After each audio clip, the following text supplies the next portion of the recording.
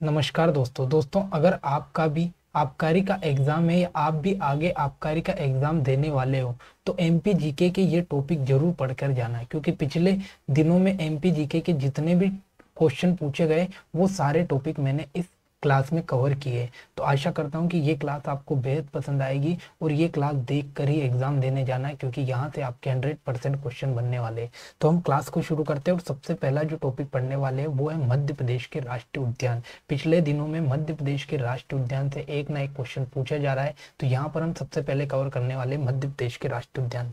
तो सबसे पहला जो राष्ट्रीय उद्यान आपके सामने आता है वो है आपका कूनो या पालनपुर राष्ट्रीय उद्यान। तो आपसे पूछेगा कि कूनो राष्ट्रीय उद्यान या पालनपुर राष्ट्रीय उद्यान कहाँ पर है, तो आपको बताना है कि ये तो श्योपुर वाले जिले में है। ठीक है, तो कूनो या पालनपुर राष्ट्रीय उद्यान कहाँ पर है, श्योपुर में। फिर दूसरा सबसे इंपॉर्टेंट राष्ट्रीय उद्यान आपके सामने आता है माधव राष्ट्रीय उद्यान। तो माधव राष्ट्रीय उद्यान कहाँ पर है, तो ये शिवपुरी में आता है। इंपॉर्टेंट क्वेश्चन है, सीधा सीधा पूछेगा कि माधव राष्ट्रीय उद्यान कहाँ पर है, शिवपुरी में। अब माधव राष्ट्रीय उद्यान के बारे में दो चीजें इंपॉर्टेंट याद रखना है। एक तो आपसे पूछेगा कि सिंधिया राजवंश का शिकार स्थल कहाँ पर रहा, तो ये माधव राष्ट्रीय उद्यान रहा। फिर आपसे पूछेगा कि सिंधियाओं ने जॉर्ज कैसल का जो भवन है वो कहाँ पर बनाया था, तो ये भी माधव राष्ट्रीय उद्यान में बनाया था। ठीक है, तो जॉर्ज कैसल का भवन और सिंधिया राजवंश का जो शिकार स्थल है ये भी कहाँ पर है, माधव राष्ट्रीय उद्यान में। फिर आपसे पूछेगा कि माधव राष्ट्रीय उद्यान से कौन सी नदी बहती है, तो मनियार नदी यहाँ से बहती है। ठीक है, तो ये 3 पॉइंट याद रखना।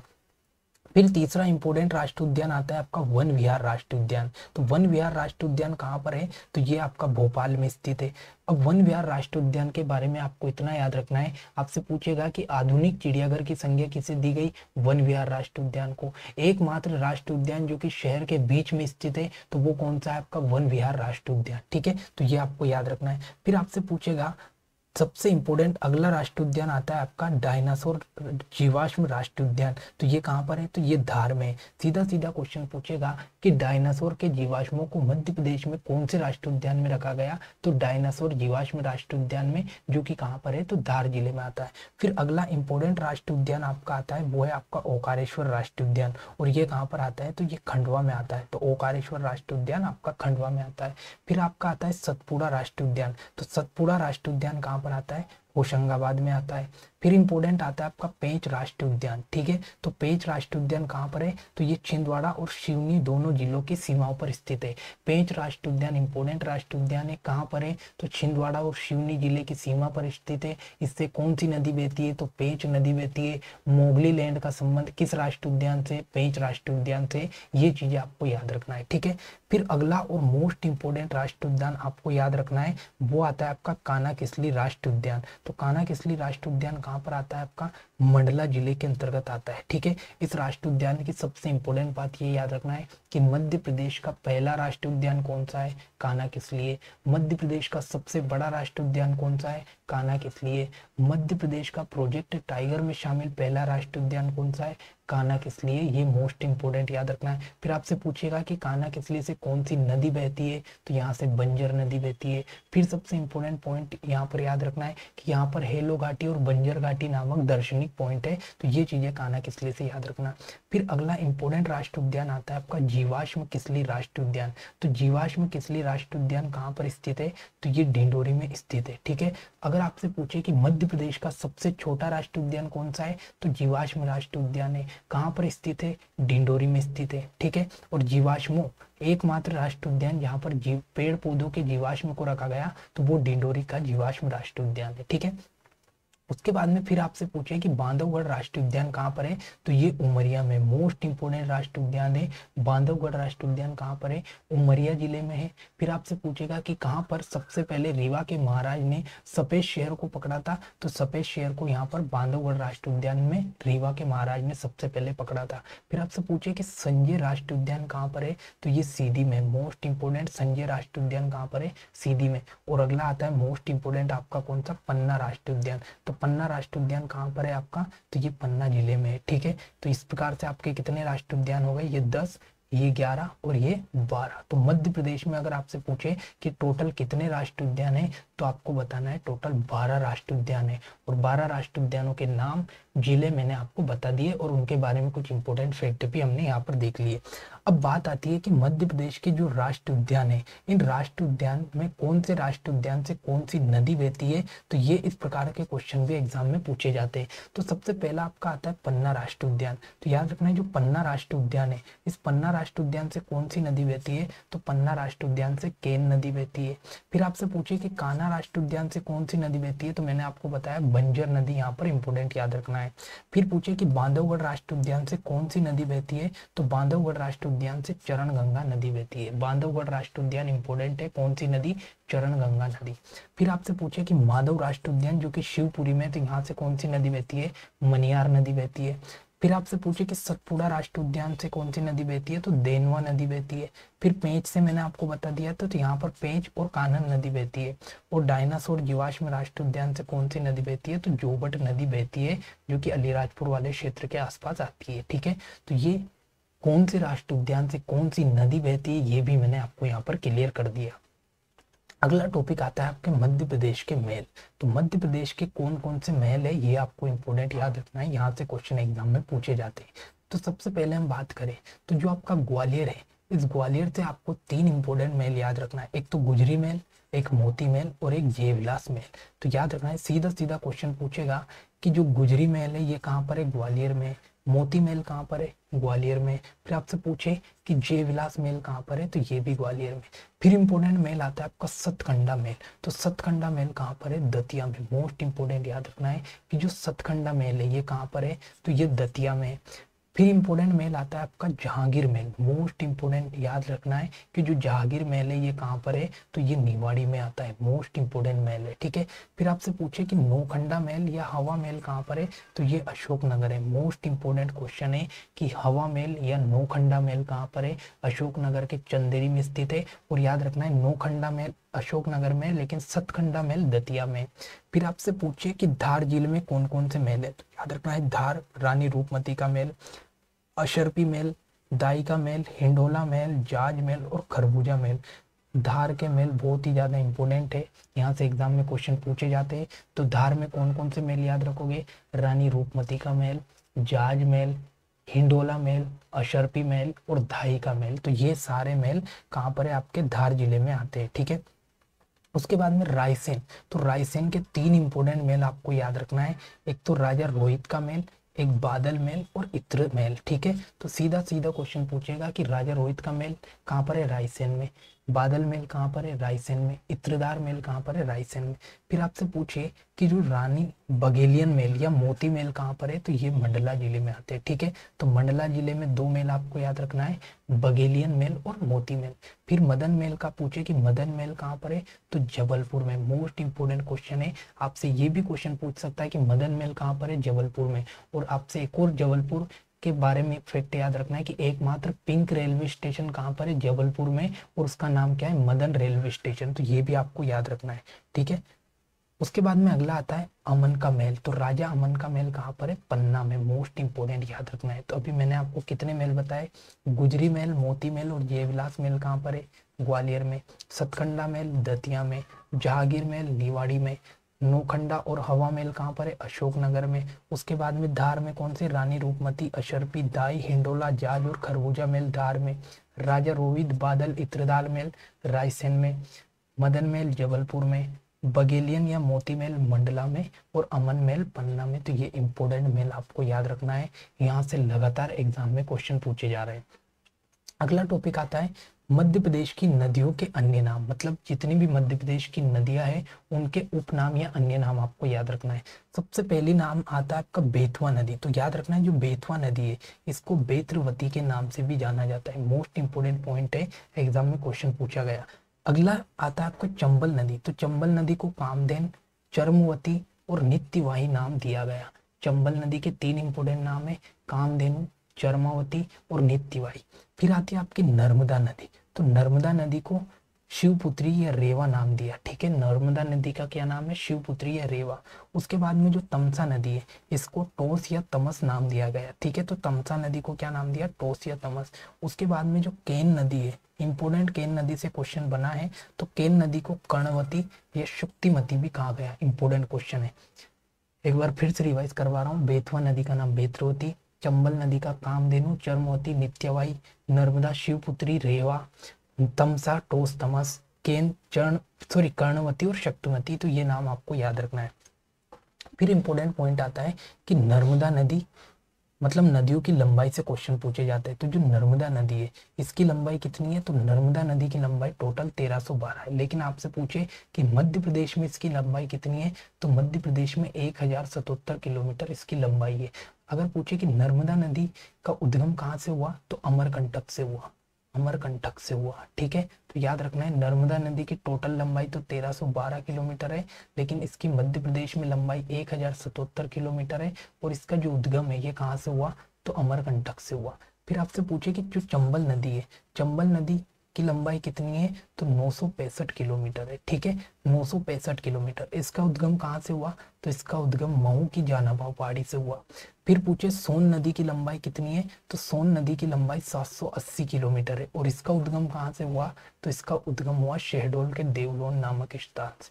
शहडोल का जो देवलोंद नामक स्थान है वहां से आपकी सोन नदी निकलती है। फिर आती है ताप्ती नदी। तो ताप्ती नदी की लंबाई कितनी है, 724 किलोमीटर। और इसका उद्गम कहाँ से हुआ, तो इसका उद्गम हुआ आपका बैतूल से, बैतूल से। ठीक है, उसके बाद आती है आपकी माही नदी। तो माही नदी का लंबाई 583 किलोमीटर है।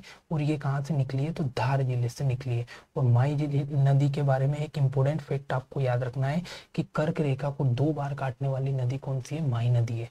उसके बाद में बेन गंगा नदी इंपॉर्टेंट है। दक्षिण में बहने वाली बेन गंगा नदी 569 किलोमीटर चलती है। और इसका उद्गम जो है वो कहाँ से हुआ, तो शिवनी के परसवाड़ा पठार से आपकी बेन गंगा नदी का उद्गम हुआ। सिंध नदी की हम बात करें तो 470 किलोमीटर लंबाई है। और इसकी जो उद्गम है वो कहाँ से हुआ, तो इसका उद्गम विदिशा जिले से हुआ। सिंध नदी का उद्गम विदिशा जिले से हुआ। फिर बात आती है केन नदी की। तो केन नदी की लंबाई 427 किलोमीटर है। और इसका जो उद्गम है वो कहाँ से हुआ, तो केन नदी का उद्गम कटनी से हुआ। ठीक है, कटनी से हुआ। दोस्तों इसमें आपको कौन कौन सी नदियां याद रखनी है वो मैं आपको बताता हूँ।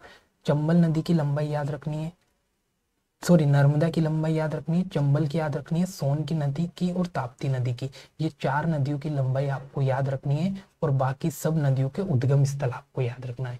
4 नदियां नर्मदा, चंबल, सोन और ताप्ती की लंबाई याद रख लेना, बाकी सबके उद्गम स्थल आपको याद रखना है। ठीक है, अब नदियों के बारे में कुछ इंपोर्टेंट फैक्ट है कि मध्य प्रदेश की गंगा किसे कहते हैं, तो बेतवा नदी को। और किस आधार पर, प्रदूषण के आधार पर। ठीक है, तो प्रदूषण के आधार पर मध्य प्रदेश की गंगा कौन सी है, बेतवा नदी की। उसके बाद में आपसे पूछे कि पवित्रता के आधार पर मध्य प्रदेश की गंगा कौन सी है, तो वो है आपकी नर्मदा नदी। ठीक है, प्रदूषण के आधार पर गंगा बेतवा, पवित्रता के आधार पर गंगा नर्मदा। उसके बाद बुंदेलखंड की गंगा बेतवा नदी को कहा जाता है। बुंदेलखंड की गंगा या बुंदेलखंड की जीवन रेखा बेतवा नदी है। उसके बाद में सबसे इंपॉर्टेंट आदिवासी गंगा कौन सी है, तो माही नदी को आदिवासी गंगा कहा जाता है। मोस्ट इंपोर्टेंट पॉइंट है कि माही नदी जो है इसे आदिवासियों की गंगा कहा जाता है। मालवा की गंगा किसे कहते हैं, तो शिप्रा नदी को कहते हैं। मोस्ट इंपोर्टेंट पॉइंट है मालवा की गंगा शिप्रा नदी। उसके बाद में रिवर ऑफ प्लीजर या खुशियों की नदी किसे कहते हैं, तो ये भी नर्मदा नदी को कहते हैं। मोस्ट इंपोर्टेंट पॉइंट है कि खुशियों की नदी या रिवर ऑफ प्लीजर किसे कहते हैं, तो ये भी नर्मदा नदी को कहते हैं। फिर मध्य प्रदेश की सबसे सुंदर नदी का दर्जा किसे दिया गया, तो केन नदी को दिया गया। मोस्ट इंपोर्टेंट पॉइंट है कि मध्य प्रदेश की सबसे सुंदर नदी किसे बोला गया, तो वो केन नदी को बोला गया। इंपोर्टेंट पॉइंट है। ठीक है, आगे बढ़ते हैं। अब बात आती है मध्य प्रदेश में समाधि या मकबरे। मोस्ट इंपोर्टेंट पॉइंट है कि मध्य प्रदेश में समाधि या मकबरे। तो सबसे पहले हमें जो ग्वालियर की हम बात करें तो ग्वालियर में आपको 3 समाधि या मकबरे याद रखना है। सबसे पहले तानसेन का मकबरा कहाँ पर है, ग्वालियर में। मोहम्मद गोस का मकबरा कहाँ पर है, ग्वालियर में। और रानी लक्ष्मीबाई की समाधि कहाँ पर है, तो ग्वालियर में। ठीक है, जितने भी नाम आपको काले अक्षर से दिखाई दे रहे हैं उनकी समाधि है, और जितने भी आपको ब्लू कलर से दिखाई दे रहे हैं उनके मकबरे है। ठीक है, तो तानसेन, मोहम्मद गोस और रानी लक्ष्मीबाई, इन तीनों का जो स्थल है वो कहाँ पर है, ग्वालियर में। फिर बात करें शिवपुरी की, तो शिवपुरी में याद रखना है महाराजी सांक सिंधे, तात्या टोपे और माधवराव सिंधिया। तो ये जो इनकी जो समाधि है ये कहाँ पर है, शिवपुरी में। तो शिवपुरी में किस किस की है, महारानी सांक्यराजे सिंधिया, तात्या टोपे और माधवराव सिंधिया कहाँ पर है, तो इनका जो समाधि स्थल है वो कहाँ पर है, शिवपुरी में। फिर बात करें भोपाल की, तो भोपाल में इंपॉर्टेंट याद रखना नवाब हसन सिद्दीकी का जो मकबरा है ये कहाँ पर है, तो ये भोपाल में स्थित है। फिर बात करें आप फिर बात करें अपन बुरहानपुर की, तो बुरहानपुर में अगर हम बात करें तो मुमताज बेगम की जो कब्र है ये कहाँ पर है आपकी बुरहानपुर में, ठीक है। फिर बात करते हैं अपन खरगोन में, तो खरगोन में पेशवा बाजीराव की जो समाधि है वो कहाँ पर है, खरगोन में। फिर बात आती है धार की, तो होशंग शाह का जो मकबरा है ये कहाँ पर है, धार में। तो सबसे इंपॉर्टेंट याद रखना है, धार में होशंग शाह का मकबरा, पेशवा बाजीराव की जो समाधि ये खरगोन में, और मुमताज बेगम की जो कब्र है ये कहाँ पर है, बुरहानपुर में, ठीक है, ये इंपॉर्टेंट है। उसके बाद में हम बात करें जबलपुर की, तो रानी दुर्गावती की जो समाधि स्थल है ये जबलपुर में है। और डिंडोरी में हम बात करें तो रानी अवंतीबाई कहाँ पर है, डिंडोरी में। एक बार फिर से पूरी चीजें रिपीट कर रहा हूँ क्योंकि चीजें मिक्स हो रही है। सबसे पहले जबलपुर की बात करें तो रानी दुर्गावती, डिंडोरी की बात करें तो रानी अवंतीबाई, भोपाल की बात करें तो नवाब हसन सिद्दीकी, धार की बात करें तो होशंग शाह, ठीक है। खरगोन की बात करें तो पेशवा बाजीराव, बुरहानपुर की बात करें तो यहाँ पर मुमताज बेगम की कब्र है, ठीक है। शिवपुरी की हम बात करें तो यहाँ पर महारानी सांकीराजे सिंधिया, तात्या टोपे, माधवराव सिंधिया। ग्वालियर की बात करें तो रानी लक्ष्मीबाई, तानसेन और मोहम्मद गौस। ये इंपॉर्टेंट पॉइंट आपको याद रखना ही रखना है, ठीक है। आगे बढ़ते, अब बात आती है मध्य प्रदेश के प्रमुख जलप्रपात की। इंपॉर्टेंट क्वेश्चन है, हर पेपर में क्वेश्चन पूछा जा रहा है। तो आइए देखते हैं। सबसे पहले आता है आपका पाताल पानी जलप्रपात, कौन सी नदी पर है, चंबल नदी पर है, इंदौर में है। जहां पर ए स्टार लगा रहा हूँ वो इंपॉर्टेंट रहेंगे। उसके बाद में राहतगढ़ जलप्रपात, ये कहाँ पर है, बीना नदी पर, सागर में है, ये भी इंपॉर्टेंट है। उसके बाद में शंकर खो जलप्रपात जामनेर, ये आता है शिवनी अभ्यारण्य में। उसके बाद में जाड़ीजा जलप्रपात चंबल नदी पर है, इंदौर के निकट। मोस्ट इंपोर्टेंट, एक तो चंबल नदी पर आपने देख लिया पताल पानी इंपोर्टेंट है, चंबल नदी पर झाड़ीदा जलप्रपात जो भी इंदौर के निकट है। उसके बाद में राहतगढ़ जलप्रपात बीना नदी पर, सागर में, ये भी इंपोर्टेंट है। उसके बाद में बहुटी जलप्रपात, तो ये कहाँ पर है, सेलर नदी पर, और कहाँ पर है, सागर में। इंपोर्टेंट लिख लेना, बहुटी जलप्रपात कौन सी नदी पर है, सेलर नदी पर है, सागर में, ठीक है। उसके बाद में भालकुंड जलप्रपात बीना नदी पर, ये भी कहाँ पर है, रीवा वाले क्षेत्र में, तो ये भी इंपोर्टेंट है, भालकुंड जलप्रपात बीना नदी पर। हर जलप्रपात में कौन सी नदी पर है ये तो आपको इंपॉर्टेंट याद रखना ही रखना है, उसके स्थान भी याद रखना है। फिर अप्सरा जलप्रपात, ये कहाँ पर है, तो ये पंचमढ़ी में, पहाड़ी झरना है एक प्रकार का। रजत जलप्रपात इंपॉर्टेंट है और अप्सरा भी इंपॉर्टेंट है। रजत और अप्सरा दोनों इंपॉर्टेंट है और दोनों ही पंचमढ़ी में स्थित है। फिर पावा जलप्रपात, तो ये कहाँ पर है, शिवपुरी में है। उसके बाद सतधारा, तो ये नर्मदा नदी पर कहाँ पर है, नरसिंहपुर में है। उसके बाद में कुकरी खा, तो ये कानन नदी पर है, छिंदवाड़ा में। उसके बाद में बी फॉल, तो इंपोर्टेंट है बी फॉल या जमुना फॉल, तो पहाड़ी झरना है पंचमढ़ी में। मोस्ट इंपोर्टेंट, पंचमढ़ी के अभी तक 3 मैंने आपको याद करवा दी, अप्सरा जलप्रपात, रजत जलप्रपात, बी फॉल या जमुना फॉल, तीनों कहाँ पर है, पंचमढ़ी में। उसके बाद में आपको यहाँ से इंपोर्टेंट नहीं है, बाकी अगर हम देखें तो यहाँ पर धुआंधार जलप्रपात मोस्ट इंपोर्टेंट, कहाँ पर, नर्मदा नदी पर, कहाँ पर है, जबलपुर में, ठीक है। धुआंधार जलप्रपात नर्मदा नदी, जबलपुर।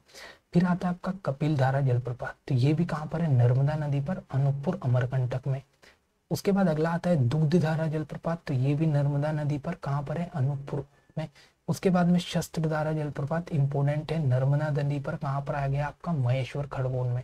तो धुआंधार जलप्रपात भी नर्मदा पर, जबलपुर में, कपिल धारा अनूपपुर में, दुग्ध धारा अनूपपुर में, शस्त्र धारा महेश्वर में, और सब नर्मदा पर है। उसके बाद में मंदार जलप्रपात, तो ये भी नर्मदा पर है और कहाँ पर आता है, खंडवा में आता है। फिर आता है दर्दी जलप्रपात, तो ये भी नर्मदा पर है और कहाँ पर आता है, तो ये भी खंडवा में। तो नर्मदा पर, खंडवा पर 2 जलप्रपात है, एक तो मंदार जलप्रपात और एक दर्दी जलप्रपात। फिर आता है आपका चचाई जलप्रपात, तो चचाई जलप्रपात बीहड़ नदी पर है, कहाँ पर है, रीवा में है। फिर केवटी जलप्रपात, तो ये महान नदी पर है और ये भी कहाँ पर है, रीवा में है। उसके बाद में पांडव जलप्रपात, तो ये पन्ना के निकट है, केन नदी पर। मोस्ट इंपोर्टेंट जलप्रपात याद रखना है, पांडव जलप्रपात कौन सी नदी पर है, केन नदी पर, और कहाँ पर है, पन्ना में। फिर पूर्वी जलप्रपात, तो ये टोंस नदी पर है। उसके बाद में डचेस फॉल, तो ये भी इंपोर्टेंट है और डचेस फॉल भी कहाँ पर है, पंचमढ़ी में इंपोर्टेंट है, ठीक है। तो डचेस फॉल पंचमढ़ी में याद रखना है, पांडव जलप्रपात पन्ना पर याद रखना है, केन नदी। उसके बाद में जितने भी नर्मदा नदी के जलप्रपात है ये तो याद कर ही लेना, ठीक है। आगे बढ़ते हैं। अब बात आती है मध्य प्रदेश के दुर्ग और किले की। मोस्ट इंपोर्टेंट पॉइंट है दुर्ग और किले, ठीक है। तो अब कौन सा दुर्ग कहाँ पर है, इसमें थोड़ी सी चीजें देख के चलना ध्यान से। तो सबसे पहले ग्वालियर का हम बात करें तो ग्वालियर का किला कहाँ पर है, ग्वालियर में, ठीक है। तो ग्वालियर का किला या ग्वालियर दुर्ग कहाँ पर है, ग्वालियर में, और इसे जिब्राल्टर ऑफ इंडिया का नाम दिया गया। बात आती है ग्वालियर के बगल में दतिया की। तो दतिया में इंपोर्टेंट याद रखना दतिया का किला और कन्हरगढ़ का किला। मोस्ट इंपोर्टेंट, सबसे इंपोर्टेंट याद रखना है दतिया में कन्नरगढ़ का किला कहाँ पर है, दतिया में। फिर बात आती है नरवर का दुर्ग। तो नरवर का जो किला है वो कहाँ पर है, शिवपुरी में। इंपोर्टेंट है, याद रखना है नरवर का किला शिवपुरी में, ठीक है। उसके बाद में निवाड़ी की हम बात करें तो यहाँ पर ओरछा दुर्ग है, ठीक है। तो ये ऊपर का पूरा हिस्सा क्लियर कर लिया अपन ने। सबसे पहले ग्वालियर में जिब्राल्टर ऑफ इंडिया ग्वालियर का किला, दतिया में कन्नरगढ़ का किला इंपोर्टेंट याद रखना, शिवपुरी में नरवर का किला, और ओरछा दुर्ग निवाड़ी में आता है। फिर नीचे हम आएंगे तो अशोकनगर आएगा। तो अशोकनगर में चंदेरी का किला याद रखना है। फिर बात आती है मंदसौर की। तो मंदसौर में इंपोर्टेंट है, एक तो हिंगलाजगढ़ का किला मंदसौर में, मंदसौर का दुर्ग मंदसौर में, और दशपुर का किला मंदसौर में। तो ये 3 किले मंदसौर से आपको याद रखना है, हिंगलाजगढ़, मंदसौर और दशपुर। फिर बात आती है आपकी नरसिंहगढ़ का दुर्ग। तो ये नरसिंहगढ़ किस जिले में आता है, तो राजगढ़ में आता है। तो नरसिंहगढ़ का किला राजगढ़ में। उज्जैन से इंपोर्टेंट याद रखना है, महिदपुर का किला कहाँ पर आता है, तो उज्जैन के अंतर्गत आता है। धार का किला धार में आएगा। सबसे इंपोर्टेंट असीरगढ़ का दुर्ग। तो याद रखना है असीरगढ़ का किला कहाँ पर है, बुरहानपुर में। मोस्ट इंपोर्टेंट है, असीरगढ़ का किला बुरहानपुर में है, और असीरगढ़ को मध्य प्रदेश का दक्षिणी द्वार कहा जाता है, ठीक है। उसके बाद में इसको अपन क्लियर कर देते हैं। फिर अपन देखते हैं मकड़ाई का दुर्ग। मोस्ट इंपोर्टेंट है, मकड़ाई का दुर्ग कहाँ पर है, हरदा में आता है, ठीक है। तो मकड़ाई का दुर्ग हरदा में आता है। फिर बात आती है गिन्नौरगढ़ का किला। तो ये रायसेन में आता है। फतेहगढ़ का किला, तो ये भोपाल के अंतर्गत आता है, फतेहगढ़ का किला। उसके बाद में मंडला का दुर्ग मंडला में आएगा। बांधवगढ़ का दुर्ग बांधवगढ़ में आएगा, सॉरी बांधवगढ़ का जो दुर्ग है ये उमरिया जिले में आएगा। फिर गोविंदगढ़ का किला कहाँ पर है, तो ये रीवा में। इंपोर्टेंट याद रखना है, गोविंदगढ़ का किला रीवा में है। उसके बाद में अजयगढ़ का दुर्ग इंपोर्टेंट, ये भी इंपोर्टेंट है, अजयगढ़ का दुर्ग कहाँ पर है, पन्ना में, इंपोर्टेंट है। उसके बाद में सिगोरगढ़ का किला भी इंपोर्टेंट है, तो ये दमोह के अंतर्गत आता है। तो ये इतने किले आपको याद रखना है। एक बार मैप में आप देख लो तो सारी चीजें आपकी क्लियर हो जाएगी, ठीक है। एक बार मैप देख लो। अब आगे बढ़ते हैं। अब बात आती है प्रमुख परियोजनाओं की। तो सबसे पहले अपन देखते हैं मध्य प्रदेश और राजस्थान की जो संयुक्त परियोजना है वो कौन कौन सी है। तो सबसे पहली और इम्पोर्टेंट परियोजना है गांधी सागर परियोजना, जो कि कहाँ पर है, तो मंदसौर में है। और ये मध्य प्रदेश और राजस्थान की संयुक्त परियोजना है। इसकी विद्युत उत्पादन क्षमता कितनी है, 115 मेगावाट है। तो गांधी सागर परियोजना मंदसौर में है। किसकी संयुक्त है, मध्य प्रदेश राजस्थान की। विद्युत उत्पादन क्षमता कितनी है, 115 मेगावाट। और ये किस नदी पर है, चंबल नदी पर है, मंदसौर में, ठीक है। उसके बाद अगली आती है राणा सागर बांध या राणा सागर परियोजना। तो ये कहाँ पर है, चित्तौड़गढ़ में। और चित्तौड़गढ़ कहाँ पर आता है, राजस्थान में। ये कौन सी नदी पर है, तो ये भी चंबल नदी पर है। इसकी कितनी क्षमता है, तो 172 मेगावाट बिजली का उत्पादन करती है राणा सागर परियोजना। उसके बाद अगली आती है जवाहर सागर परियोजना। तो ये कहाँ पर है, कोटा में, और कोटा राजस्थान में आता है। इसकी विद्युत उत्पादन क्षमता कितनी है, 99 मेगावाट। और ये भी कौन सी नदी पर है, चंबल नदी पर, ठीक है। तो याद रखना है जो मध्य प्रदेश और राजस्थान है इसकी 3 प्रमुख परियोजनाएं, गांधी सागर, राणा प्रताप सागर और आपकी जवाहर सागर, तीनों चंबल नदी पर है। गांधी सागर 115 मेगावाट, राणा सागर 172 मेगावाट और जवाहर सागर 99 मेगावाट। अगली आती है मध्य प्रदेश, राजस्थान, महाराष्ट्र और गुजरात की संयुक्त परियोजना। मोस्ट इंपोर्टेंट क्वेश्चन है, एग्जाम में क्वेश्चन पूछा जाता है। तो मध्य प्रदेश, राजस्थान, महाराष्ट्र और गुजरात कितने राज्य हुए, 4 राज्यों की संयुक्त परियोजना कौन सी है, सरदार सरोवर परियोजना, जो कि कहाँ पर स्थित है, गुजरात में स्थित है। कौन सी नदी पर स्थित है, नर्मदा नदी पर स्थित है। और सबसे बड़ी परियोजना है सरदार सरोवर परियोजना। कितने राज्य शामिल हैं, 4 राज्य शामिल है, मध्य प्रदेश, राजस्थान, महाराष्ट्र और गुजरात, ठीक है। इसका उद्घाटन 1961 में किसके द्वारा किया गया, जवाहरलाल नेहरू के द्वारा। इसकी ऊंचाई कितनी है, 138.5 मीटर है। और 2017 में राष्ट्र को समर्पित की गई, क्योंकि 2017 में इसी बांध पर आपकी स्टेच्यू ऑफ यूनिटी का निर्माण किया गया। सरदार वल्लभ भाई पटेल की विश्व की सबसे ऊंची मूर्ति किस बांध पर बनाई गई, तो ये सरदार सरोवर बांध पर बनाई गई है। अगला क्वेश्चन है, मध्य प्रदेश और महाराष्ट्र की संयुक्त परियोजना, इंपोर्टेंट याद रखना है। सबसे पहली आपकी राजीव सागर, जो कि बावनथड़ी नदी पर है बालाघाट में। सीधा सीधा क्वेश्चन पूछेगा, राजीव सागर बांध कहाँ पर है? बावनथड़ी नदी पर बालाघाट में। संजय सरोवर बांध बेनगंगा नदी पर सिवनी में है। उसके बाद में काली सागर या बाघ परियोजना काली नदी पर बैतूल में है। इंपोर्टेंट याद रखना है, काली परियोजना किस नदी पर है? काली नदी पर, और बैतूल में है। उसके बाद में पेंच परियोजना, तो पेंच नदी पर है और नाम से स्पष्ट है, और छिंदवाड़ा में ये बना हुआ बांध है। तो पेंच परियोजना, पेंच नदी और छिंदवाड़ा। अगली आती है आपकी मध्य प्रदेश और उत्तर प्रदेश की संयुक्त परियोजना। तो सबसे पहली आती है राजघाट परियोजना, जो कि बेतवा नदी अशोकनगर में, ठीक है। उसके बाद आता है माता टीला परियोजना, जो कि बेतवा नदी ललितपुर यूपी में स्थित है। उसके बाद में उर्मिल परियोजना, सिंहपुर परियोजना, ग्रेटर गंगेव परियोजना, रंगगवा परियोजना। तो ये केन नदी पर छतरपुर में। मोस्ट इंपोर्टेंट, देखो एक बार फिर से रिवीजन करते, थोड़ा जल्दी हो गया। सबसे पहले आपसे पूछेगा कि राजघाट परियोजना कहाँ पर है? तो अशोकनगर है। कौन सी नदी? बेतवा नदी पर। फिर पूछे माता टीला परियोजना, तो ये भी बेतवा नदी पर। कहाँ पर? ललितपुर यूपी में, ठीक है। तो ये मध्य प्रदेश और उत्तर प्रदेश की संयुक्त परियोजना है। फिर पूछेगा उर्मिल, सिंहपुर, ग्रेटर गंगेव और रनगोवा, ये 4 परियोजना केन नदी पर है, और कहाँ पर? छतरपुर में। अगली आती है मध्य प्रदेश, उत्तर प्रदेश और बिहार की तीनों राज्यों की संयुक्त परियोजना। मोस्ट इंपोर्टेंट परियोजना है। मध्य प्रदेश, उत्तर प्रदेश और बिहार की संयुक्त परियोजना है बाणसागर परियोजना। बाणसागर परियोजना बांध कहाँ पर है? तो शहडोल जिले के देवलोंद नामक स्थान पर है, ठीक है। और यहाँ परियोजना सोन नदी पर बनी हुई है, ठीक है। तो बाणसागर परियोजना सोन नदी पर है, शहडोल के देवलोंद नामक स्थान पर है। इसमें मध्य प्रदेश का जो हिस्सा है ये 50% है, उत्तर प्रदेश का जो हिस्सा है 25% है, और 25% हिस्सा बिहार का है। तो ये भी मोस्ट इंपोर्टेंट क्वेश्चन याद रखना है कि जो बाणसागर परियोजना, इससे बिजली जो उत्पादन हो रही है, इसमें 50% हिस्सा एमपी का है, 25% यूपी का है, और 25% बिहार का है। अगला क्वेश्चन है मध्य प्रदेश के प्रमुख कृषि संबंधित अनुसंधान केंद्र, ठीक है। तो कृषि संबंधित अनुसंधान केंद्र है, सबसे पहला है आपका आम अनुसंधान केंद्र। ये कहाँ पर है? गोविंदगढ़ रीवा में। मोस्ट इंपोर्टेंट है, आम अनुसंधान केंद्र गोविंदगढ़ रीवा। गेहूं अनुसंधान केंद्र पवारखेड़ा होशंगाबाद में। उसके बाद में अंतर्राष्ट्रीय मक्का व गेहूं अनुसंधान केंद्र, ये खमरिया जबलपुर में। तो गेहूं अनुसंधान केंद्र पवारखेड़ा, मक्का अनुसंधान केंद्र जबलपुर। मध्य प्रदेश वन अनुसंधान केंद्र कहाँ पर है? जबलपुर में। मध्य प्रदेश वन अनुसंधान केंद्र जबलपुर में है।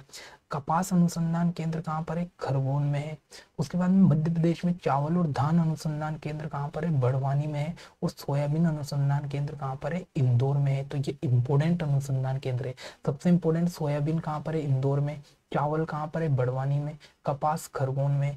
वन जबलपुर में। मक्का खमरिया जबलपुर में। और गेहूं आपका पवारखेड़ा होशंगाबाद में। आम कहाँ पर है? रीवा में। तो ये चीजें आपको याद रखनी है। अगला आता है दलहन अनुसंधान केंद्र, तो ये सीहोर में आता है। दलहन कृषि अंतर्राष्ट्रीय रिसर्च सेंटर, तो ये सीहोर के अमला में आता है, ठीक है। तो कृषि अंतर्राष्ट्रीय रिसर्च सेंटर अमला में। गन्ना अनुसंधान केंद्र मोस्ट इंपोर्टेंट प्रस्तावित है, कहाँ पर? गाडरवाड़ा नरसिंहपुर में। मोस्ट इंपोर्टेंट है। मध्य प्रदेश में अंगूर अनुसंधान केंद्र रतलाम में। मोस्ट इंपोर्टेंट है कि अंगूर अनुसंधान केंद्र कहाँ पर है? रतलाम में। केला अनुसंधान केंद्र कहाँ पर है? तो ये बुरहानपुर में। और आलू अनुसंधान केंद्र कहाँ पर है? तो ये ग्वालियर में। मोस्ट इंपोर्टेंट, ये आपको याद रखनी है। केला अनुसंधान बुरहानपुर में, और आलू अनुसंधान केंद्र ग्वालियर में। अंगूर अनुसंधान केंद्र रतलाम में। उसके बाद में गन्ना अनुसंधान केंद्र नरसिंहपुर में। मध्य प्रदेश कृषि अंतर्राष्ट्रीय रिसर्च सेंटर सीहोर में। और दलहन अनुसंधान केंद्र ये भी सीहोर में। तो ये मोस्ट इंपोर्टेंट आपको याद रखना है। तो दोस्तों ये आज की मोस्ट इंपोर्टेंट क्लास है, जिसमें एमपी जीके के मोस्ट इंपोर्टेंट टॉपिक को अपन ने यहाँ पर कवर किया। तो अगर आपको क्लास अच्छी लगे तो लाइक कमेंट शेयर करना ना भूले। मिलते हैं अगली क्लास में इसी प्रकार से नए विषय के साथ, नए टॉपिक के साथ। जय हिंद, जय भारत।